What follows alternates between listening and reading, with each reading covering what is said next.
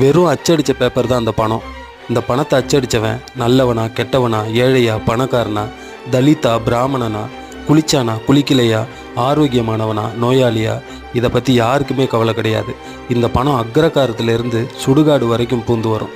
சுதந்திரமாக வாழ்கிறதுக்கும் பணம் வேணும், உன்னுடைய ஆளுமையை ஓங்கி உயர்த்துறதுக்கும் பணம் வேணும். நீ பணத்தை மதிக்கிறியோ இல்லையோ, பணம் உன்கிட்ட இருந்தால் தான் 4 பேர் உன்னை மதிப்பான். பணம் மட்டும் வாழ்க்கையே இல்லை, பணத்து பின்னாடியே ஓடாதீங்கன்னு சொல்கிற மிகப்பெரிய தலைவர்களும் சினிமா நடிகர்களும் பணத்தை வாங்கிக்கிட்டு தான் இன்டர்வியூவே கொடுக்குறாங்க. முடிஞ்ச வரைக்கும் பணத்தை சம்பாதிங்க. சம்பாதிச்ச பணத்தை உங்கள் காலுக்கு கீழே அடிமையாக்குங்க. ஒரு பொழுதும் நீங்கள் பணத்துக்கு அடிமையாயிடாதீங்க. அடுத்த ஒரு நல்ல வீடியோவில் சந்திக்கலாம். என்று அன்புடன் உங்கள் குணா.